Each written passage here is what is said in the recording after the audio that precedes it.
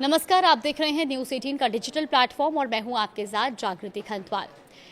तो आज सवाल ये कि क्या इजराइल, अमेरिका और ईरान युद्ध का अंत अब युद्ध भूमि में नहीं बल्कि डील की टेबल पर होने जा रहा है?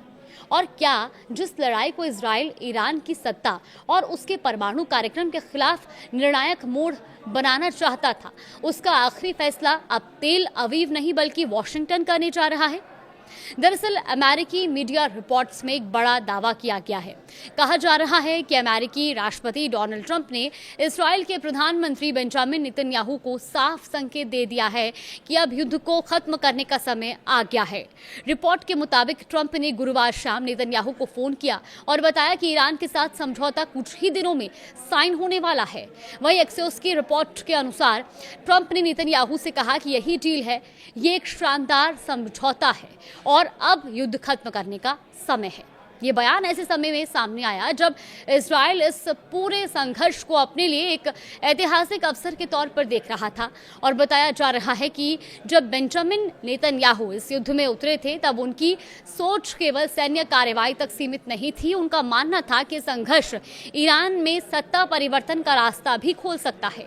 लेकिन अब तस्वीर बदलती दिखाई दे रही है, क्योंकि रिपोर्ट के मुताबिक हालात ऐसे बन गए हैं कि इजराइल युद्ध को बातचीत की पूरी प्रक्रिया से लगभग बाहर महसूस कर रहा है।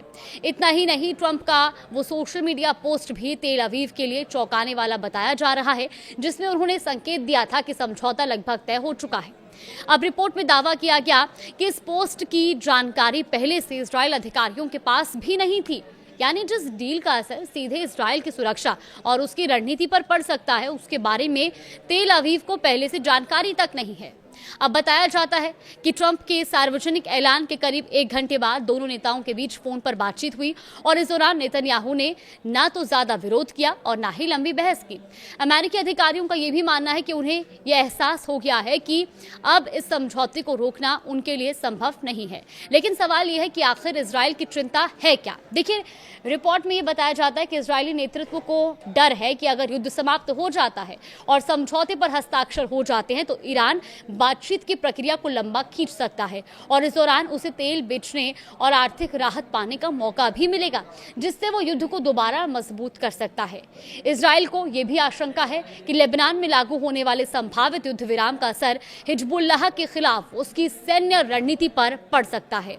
रिपोर्ट में कहा गया कि तेल अवीव को डर है कि भविष्य में हर बड़े सैन्य कदम के लिए उसे वॉशिंगटन की सलाह या मंजूरी का इंतजार करना पड़ सकता है। यानी जिस इजराइल ने इस युद्ध को अपने रणनीतिक लक्ष्य हासिल करने का माध्यम माना था, वही अब खुद को अमेरिकी कूटनीतिक प्रयासों की सीमाओं में बंधा हुआ महसूस कर रहा है।